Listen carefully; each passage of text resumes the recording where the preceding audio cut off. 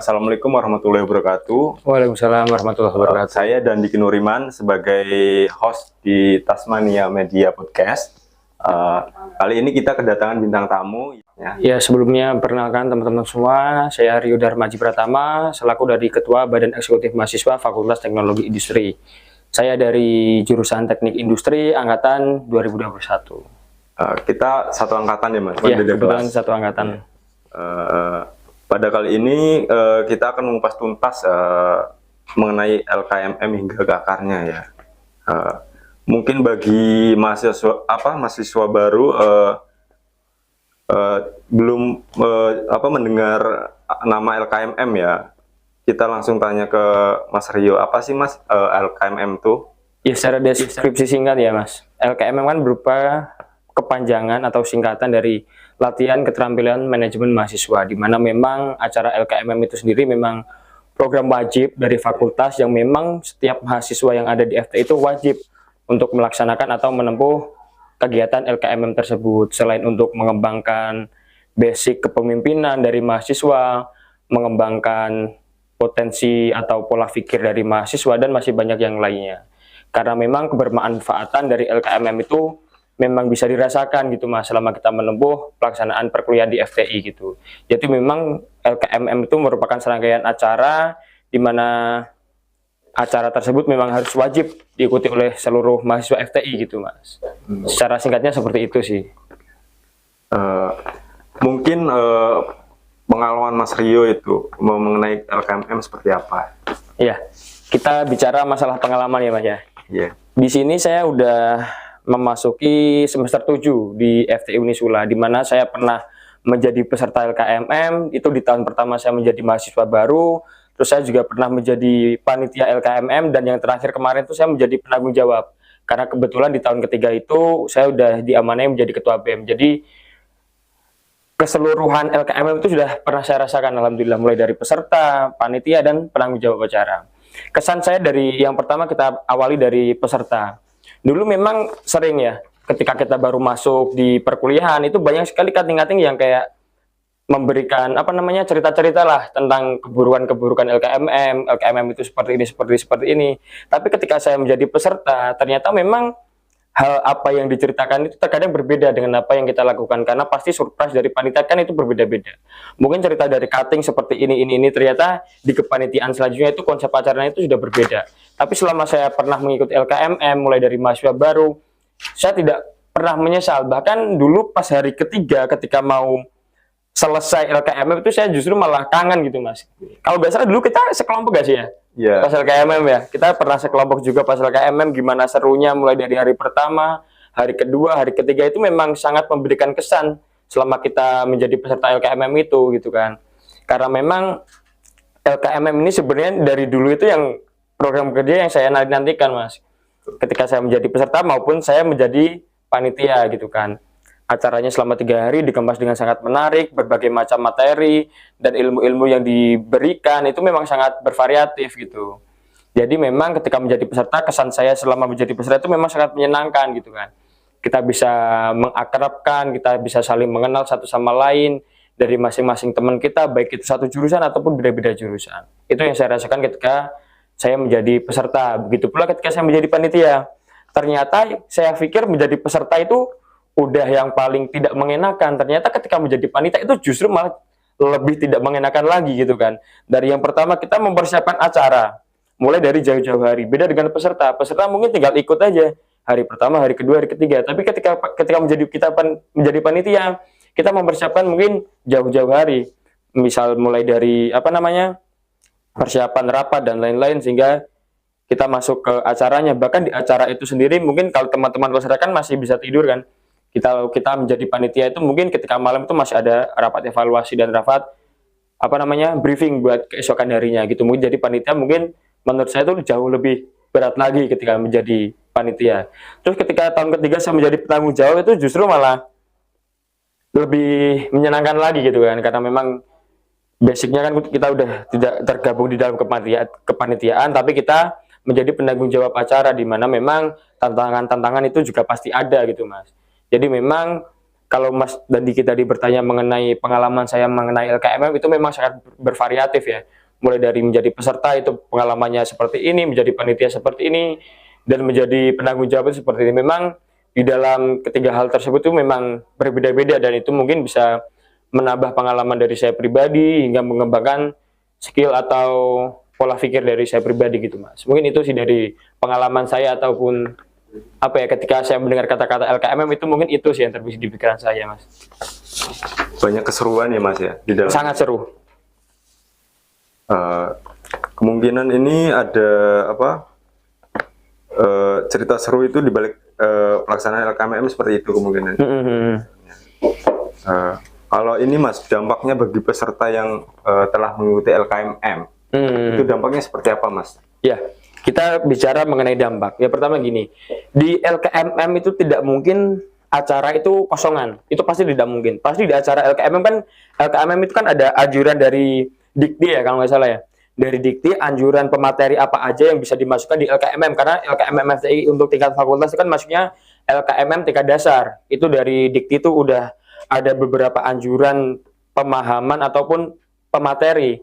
Itu kalau nggak salah ada 6 aspek pemateri atau berapa, lebih tepatnya saya mungkin kurang ini ya, agak sedikit lupa ya, tapi memang ada materi-materi yang memang menurut saya itu harus dan pastinya harus kita dapatkan gitu.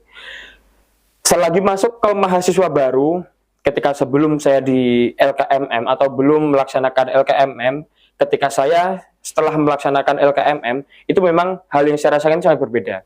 Karena memang pemateri yang saya dapatkan di LKMM itu memang sangat menarik dan bisa merubah pola pikir saya. Yang pertama mungkin yang paling utama yaitu adalah kedisiplinan.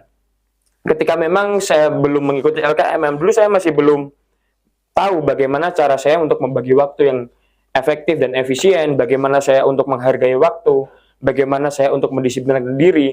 Mungkin dampak pertama yang memang saya rasakan dengan signifikan itu hal tersebut.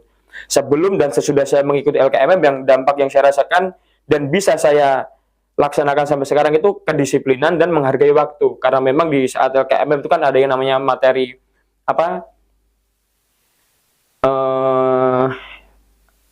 sih namanya, sedikit lupa ya. Pokoknya pendisiplinan, terus manajemen waktu, terus ada materi apa lagi, pokoknya itu yang memang saya sangat berdampak di diri saya sendiri tuh itu.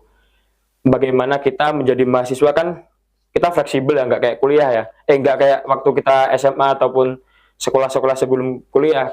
Berangkat pagi pulang sore kan, kita di kuliah kan nggak seperti itu. Kita jadwal kita yang memilih sendiri, kita KRS kita yang ngisi sendiri. Jadi yang tahu jadwal kita tiap harinya itu kan kita. Kalau semisal kita tidak bisa membagi waktu atau memanajemen waktu, saya yakin kita tidak akan bisa bertahan gitu di kuliah. Jadi mungkin dampak yang saya rasakan ketika setelah LKMM itu. Pertama mulai hari-hari, misal katakanlah hari Senin sampai Jumat itu ya pasti schedule. Hari Senin saya berkuliah jam 10, jam 1. Yang lainnya kan free. Itu pasti di HP itu ada. Itu dulu saya dapatkan dari pemateri, kalau nggak salah dari Ketua BEM UIN kalau nggak salah. Itu dulu saya dapat materi itu. Itu kayak semisal, jadi jadwal tiap hari itu ada gitu loh. Jadi kita nggak mungkin lupa kan. Kita buka HP kan, yang biasa kita pakai hari-hari kan HP kan. Kita pasti buka HP pertama. Kita lihat hari ini kita jadwalnya apa aja. Katakanlah jam 8 kita ada ini, jam 10 ada ini. Jadi kita nggak mungkin lupa. Itu yang dampak yang saya rasakan dan saya terapkan sampai sekarang. Itu mungkin sedikit fun fact ya. Di HP saya itu pasti ada jadwal harian saya. Hari Selasa saya ini, ada ini, ada ini. Seperti ini tadi saya dapat undangan dari teman-teman Tasmania juga. Kemarin ketika dapat undangan juga saya langsung tulis jam 11 ada undangan dari Tasmania. Terus begitu pula selama Senin sampai Jumat. Dan saya pembaharuan jadwal itu ketika Sabtu dan Minggu. Jadi Sabtu Minggu kan kebanyakan kita free nih. Jadi itu untuk penyusunan jadwal ulang mulai Senin sampai Jumat lagi. Jadi setiap minggunya itu ada pembaruan jadwal. Itu mungkin dampak yang bisa saya rasakan secara pribadi, Mas. Terus yang kedua itu juga etika dan sopan santun. Karena memang dari kakak tingkat kita itu selalu menekankan bahwasanya kan kita mahasiswa FTI itu harus berbudaya 5S. Salam, sopan, salam, senyum, sapa, sopan, santun. Ya kan, 5S. Itu yang mungkin memang sampai sekarang itu berdampak bagi saya sendiri. Kita menerapkan 5S itu juga bukan hanya sekedar kepada teman-teman kita, tapi kita juga memberikan perilaku tersebut 5S itu ya kepada karyawan yang ada di FTI, yang ada dosen ataupun adik tingkat kita itu juga berhak mendapat 5S dari kakak tingkat. Bukan hanya sekedar 5S itu wajib dilaksanakan adik tingkat kepada kakak tingkat, tapi kakak tingkat juga harus melakukan itu juga kepada adik tingkat gitu kan. Kalau misal kita mau sopan kepada orang lain ya kita harus sopan terlebih dahulu gitu kan. Mungkin itu sih Mas dampak singkat yang bisa saya rasakan sampai sekarang gitu kan. Dan yang tak lupa juga karena memang kita basicnya adalah Fakultas Teknologi Industri, kita di sini juga jurusan teknik, yang paling utama yang penting solidaritas. Yang sebenarnya ingin kita tumbuhkan kan di situ kan. Kedisiplinan waktu, manajemen waktu, solidaritas, dan tadi 5S itu yang memang apa namanya goals yang harus dicapai di acara LKMM tersebut gitu kan. Kalau masalah perihal serangkaian acaranya seperti apa itu kan kembali lagi kepada teman-teman panitia. Jadi memang tiap tahun itu memang acara LKMM itu nggak bisa dikatakan sama, itu enggak, karena memang kebutuhan dan kondisi mahasiswa baru itu kan tiap tahunnya pasti berbeda-beda. Jadi sebagai panitia pasti bisa menyesuaikan hal tersebut gitu. Mungkin itu sih Mas. Oh, jadi banyak manfaat ya Mas yang manfaat atau perubahan ya setelah mengikuti LKMM. Banyak sekali, sangat-sangat banyak. Manfaat ya saat setelah mengikuti LKMM ya. Kemudian buat masa depan LKMM nih Mas, bagaimana sih Mas pandangan buat perkembangan LKMM ke depannya? Dan harapan dan sarannya untuk LKMM selanjutnya seperti apa Mas? Perkembangannya, kita bicara perkembangan nih. Dari 3 tahun pengalaman saya melaksanakan LKMM ya, dari mulai peserta, panitia, sampai ke penanggung jawab itu memang untuk perjalanan LKMM itu memang terus berkembang dengan signifikan, mempertimbangkan hal-hal yang ada di FTI gitu kan. Ada pertimbangan dari teman-teman panitia, ada pertimbangan dari teman-teman peserta, ada juga pertimbangan dari teman-teman dekanat dan alumni. Itu yang pasti. Mulai dari LKMM angkatan saya itu angkatan 2021. Itu memang pas saat pada waktu itu memang LKMM itu masih tergolong gimana ya, untuk dari segi pemateri deh, kita ambil dari segi pemateri. Memang menurut saya selaku peserta di angkatan 2021 memang ada sedikit beberapa kekurangan yang memang dari sudut pandang saya sebagai peserta itu memang harus perlu dikembangkan dan dievaluasi. Dan alhamdulillah ketika di tahun kedua saya menjadi apa namanya panitia, memang sudah sedikit saya masukkan, yaitu tadi berupa anjuran LKMM TD dari Dikti, itu sudah sedikit saya kemas dan saya masukkan di LKMM angkatan 2022. Dan alhamdulillah di angkatan 2023 kemarin hal serupa juga bisa saya sampaikan kepada teman-teman panitia. Jadi pastinya perkembangan itu pasti ada, mulai dari segi pemateri, segi konsep acara, apa kebutuhan sebagai mahasiswa yang sekarang ini harus didapatkan itu apa, itu pasti kita mengikuti perkembangan zaman juga. Terus yang mungkin bisa saya sarankan itu mungkin memang karena di si FTI itu memang LKMM itu memang apa ya, wajib diikuti ya, bahkan LKMM FTI itu bisa menjadi prasyarat ketika kita nanti mau lulus ataupun kita mau ambil sidang, itu memang apa namanya wajib diikuti. Jadi sebagaimana mungkin acara LKMM itu harus dikemas dan dilaksanakan semenarik mungkin dan sebermanfaatan mungkin bagi mahasiswa. Karena jangan sampai gini, ketika program kerja itu diwajibkan, tapi kita tidak bisa mampu atau membuat acara yang sangat berdampak untuk mahasiswa itu, jangan sampai lah. Ketika kita sudah dari fakultas mewajibkan, ya kita yang diamanai menjadi panitia, ya kita harus membuat serangkaian acara itu gimana caranya bisa benar-benar bermanfaat untuk mahasiswa baru. Jangan sampai kita membuat acara itu kosongan gitu kan. Jangan sampai peserta jadi LKMM itu nggak dapat kebermanfaatan itu. Paling tidak mereka bisa mendapatkan ilmu atau pengalaman yang menarik lah. Bagaimana mereka bisa menceritakan ke adik-adik tingkatnya atau mungkin besok ke keluarganya atau bagaimana. Seenggaknya mereka bisa berkesan dengan acara hal tersebut. Jadi mungkin saran saya, mungkin karena memang tahun depan saya juga udah demis juga dari BEM dan kemungkinan besar saya juga udah tidak bisa ikut andil, tapi insya Allah saya masih bisa memberikan masukan ataupun saran. Masukan dan saran saya mungkin untuk LKMM FTI tahun depan itu memang bisa dikonsep lebih lama lagi, lebih bagus lagi, mulai dari segi pemateri, itu harus memang dari pemateri yang berkualitas ya, karena memang di tahun kedua, ketiga itu memang ada sedikit evaluasi yang dari kita teman-teman panitia ataupun dari penanggung jawab itu memang dari segi pemateri itu memang ada yang kurang. Jadi harapan saya ketika teman-teman tahun depan, terutama tahun depan kan angkatan 22 nih yang jadi panitia, mungkin harapan saya di angkatan 22 itu bisa melaksanakan LKMM FTI dengan acuan dasar yang sudah ada dari dikti dan pemateri-pemateri yang berkualitas. Karena pemateri yang berkualitas itu sangat berpengaruh dengan apa yang mereka sampaikan. Memang ketika kita berbicara A, itu udah ada nih di Google, memang itu benar. Tapi siapa yang menyampaikan itu biasanya didengar, gitu loh. Walaupun sebenarnya kan kita nggak boleh kayak gitu. Jangan dengarkan siapa yang menyampaikan, tapi dengarkan apa yang disampaikan. Kan harusnya seperti itu. Tapi memang biasanya dari segi pembawaan atau segi penyampaian materi tiap-tiap orang itu berbeda. Jadi harapan saya untuk tahun depan itu dari yang pertama segi pemateri dulu. Kita evaluasi dari tahun-tahun sebelumnya. Kalau misalnya ada yang kurang kita benahi. Apa yang kurang kita perbaiki gitu kan. Dan harapan saya pemateri-pemateri yang diundang untuk menyampaikan pemateri di LKMM FTI tahun depan tahun 2024 itu memang pemateri-pemateri yang memang sudah memiliki pemahaman dan memiliki ilmu-ilmu yang memang udah banyak gitu. Dan dari segi penyampaian materinya, segi daya pikirnya, pola pikirnya itu bisa diterima dan bisa masuk ke apa namanya mahasiswa-mahasiswa baru FTI gitu. Biar ilmunya lebih kenal lagi kan. Gitu sih. Mungkin saran dari saya seperti itu. Mungkin ini pertanyaan terakhir ya Mas ya. Tantangan yang sering dihadapi panitia LKMM itu dalam mengatur acara yang sebesar ini gitu. Bagaimana sih Mas cara kalian menghadapinya gitu? Waduh, ini sebenarnya kalau misal diceritakan mengenai tantangan itu mungkin bisa sedikit panjang ya. Karena tantangan itu bukan hanya datang dari satu sisi, tapi dari berbagai macam sisi. Saya sedikit cerita dari pengalaman saya selaku penanggung jawab kemarin. Memang tantangan itu sangat banyak dan memang sangat terasa gitu kan. Tantangan pertama memang hadir dari internal panitia terlebih dahulu. Di dalam pembentukan kepanitiaan atau pelaksanaan kepanitiaan itu memang pertama tantangan itu udah ada. Dari misal katakanlah kita simpelnya seperti ini. Tantangan pertama adalah tantangan bagaimana kita bisa mengatur kedisiplinan kita gitu kan. Sebelum kembali lagi kita tarik ke belakang lagi, LKMM kan merupakan latihan pendisiplinan lah, singkatnya seperti itu. Kita bisa disiplin terlebih dahulu kepada diri kita. Komitmen itu harus kita punya. Tantangan yang dihadapi pertama memang kendala ketika persiapan. Katakanlah rapat. Itu kan memang memerlukan perjalanan panjang.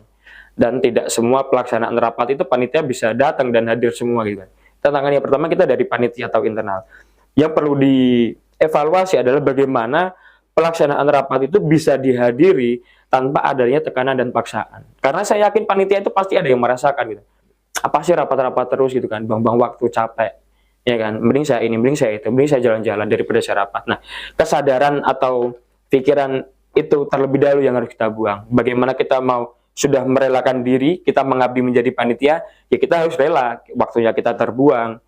Dari segi tenaga, segi pikiran, segi waktu, kita harus mengorbankan hal itu gitu loh. Karena memang dari awal kita udah komitmen kita mau menjadi panitia. Jadi harapan saya dari LKMM tahun depan, harapan saya panitia itu memang benar-benar panitia yang ikhlas. Kalau misal panitianya gak ikhlas, berat kita menjalaninya. Itu yang pertama. Terus tantangan yang kedua itu biasanya datang dari tuntutan atau tekanan-tekanan dari atas. Karena memang ketika panitia kan gini, saya yakin panitia itu pasti memiliki kreativitas masing-masing, dari tiap tahunnya itu pasti ada. Tapi kreativitas itu biasanya dipatahkan atau bukan dipatahkan ya, biasanya tidak bisa direalisasikan karena memang ada beberapa tuntutan. Sebenarnya katakanlah seperti ini, kita membuat acara nih, mulai hari pertama, hari kedua seperti ini, dan menurut teman-teman panitia itu udah menarik dan bagus gitu. Tapi belum tentu acara tersebut bisa kita realisasikan.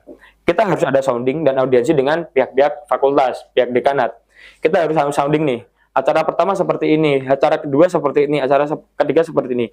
Nah, bisa aja pikiran dari pihak dekanat itu berbeda lagi.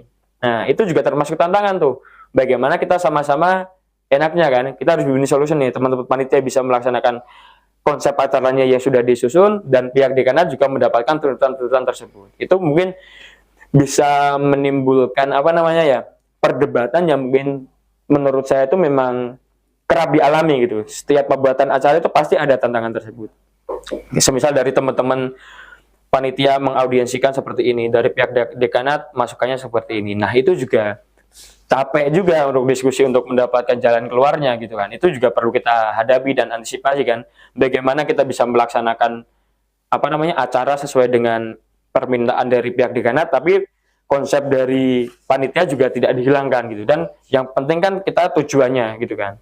Masalah konsep acara bisa kita debatkan dengan pihak dekanat gitu kan. Itu salah satu tantangan juga. Terus yang ketiga itu biasanya tantangan datang dari peserta. Iya dong. Misalkan LKMM kan kita ada apa namanya, biaya registrasi lah, pembayaran. Dari panitia sudah katakanlah sudah merincikan harga sekian, gitu kan. Udah ada jumlah harganya yang harus dibayarkan segini, dan belum tentu itu peserta mau langsung bayar. Itu juga tantangan yang menurut saya nggak gampang juga untuk diselesaikan, karena kalau udah bicara masalah uang, itu siapa sih yang nggak mau ikut acara, kita dapat kebermanfaatan, tapi kita gratis gitu loh. Kan semua orang pengennya kan kayak gitu kan. Nggak usah bayar. Tapi kita tetap dapat apa yang seharusnya kita dapatkan. Tapi nggak bisa kayak gitu kan. Ada biaya operasional, biaya persiapan, biaya pembayaran ini, dan lain-lain. Dan mungkin kalau bisa dijelaskan di sini, jatuhnya bisa sampai sore kalau misalnya dijelaskan. Jadi mungkin singkatnya saja seperti itu. Jadi mungkin harapan saya kepada teman-teman maba ya, 24 kan ya besok ya di LKMM, mungkin harapan saya hargailah panitia yang memang sudah mempersiapkan acara itu gitu. Mempersiapkan acara LKMM itu tidak hanya butuh waktu semalam. Kalau yang bisa bikin candi semalam kan itu kan siapa namanya, Roro Jonggrang itu. Kalau misal LKMM itu nggak bisa kayak gitu teman-teman. Jadi harapan saya buat besok teman-teman panitia, teman-teman peserta angkatan 24 itu bisa lebih menghargai lagi usaha dan kinerja dari teman-teman panitia gitu. Mulai dari persiapan acara, permasalahan dari internal panitia, permasalahan atau tantangan dari pihak dekanat, itu memerlukan waktu dan tenaga yang sangat banyak. Jadi teman-teman panitia itu nggak mungkin mempersiapkan acara, mereng-reng suatu harga rincian bukan tanpa alasan gitu loh. Nggak mungkin kita langsung patok katakanlah 1 juta, tapi mereka nggak tahu dapatnya apa aja, itu nggak mungkin. Sebenarnya katakanlah kita udah mematok harga sekian, yaitu kalian dapatnya apa aja itu juga pasti dijelaskan gitu loh. Jangan terlalu memikirkan tentang biaya gitu, karena LKMM kemarin 23 itu menurut saya udah ada beberapa keringanan ya, mulai dari segi pembayaran itu juga bisa diangsur, dari mungkin kalau misal belum bisa mengangsur itu juga bisa 50% sebelum acara, 50% setelah acara, itu juga bisa dilakukan. Jadi harapan saya itu teman-teman yang mungkin belum tahu tentang LKMM itu bisa lebih menghargai lagi, karena pelaksananya itu tidak semudah itu gitu loh. Jadi mungkin dari segi pembayaran itu pasti dari panitia itu adalah yang namanya gimana biar sama-sama enaknya lah LKMM ini bisa berjalan, teman-teman juga tidak merasa keberatan, itu pasti ada. Jadi mungkin tantangan-tantangan yang dihadapi ya LKMM itu mungkin datang dari beberapa aspek tadi gitu kan. Dari internal panitia itu juga pasti ada masalah ataupun crash satu sama lain, terus tantangan dari pihak dekanat, perbedaan pendapat dan lain-lain, dan tantangan ketiga mungkin datang dari peserta. Itu juga pasti ada. Jadi harapan saya mungkin LKMM yang akan mendatang di tahun 2024 ini, untuk angkatan 2024 ini mungkin harapan saya semuanya bisa berjalan dengan lancar. Dan mungkin harapan saya juga tidak adalah kendala-kendala atau hambatan-hambatan yang saya alami sebelum-sebelumnya gitu kan. Karena memang dari sini kita sudah mengantisipasi dan sudah sedikit mendapatkan pemahaman tantangan-tantangan yang mungkin akan terjadi. Jadi harapan saya kepada teman-teman panitia juga bisa menanggulangi apa namanya tantangan-tantangan yang mungkin akan dihadapi oleh mereka gitu. Mungkin itu sih Mas. Jawabannya yang sangat lengkap ya teman-teman. Nah, saya mungkin kesimpulannya dari podcast kali ini yaitu LKMM itu latihan keterampilan manajemen mahasiswa, dapat diikuti oleh mahasiswa FTI Unsula. Kesan Mas Rio ketika mengikuti LKMM memberikan kesan yang menarik ya, dengan pengalaman yang dapat mengakrabkan dengan mahasiswa lain ya. Ketika menjadi panitia harus mempersiapkan dari jauh-jauh hari. Dampak yang dirasakan peserta itu didapatkan pada materi yang dibawakan, dari materi yang mengajarkan kedisiplinan, manajemen waktu. Kemudian LKMM itu wajib diikuti ya bagi mahasiswa FTI. Diharapkan acaranya akan terasa seru, entah dari peserta itu sendiri ataupun dari panitia. Tantangannya ada dari internal dan itu sendiri. Kemudian harapan dari panitia kepada mahasiswa baru, mungkin agar dapat menghargai acara LKMM-nya ya.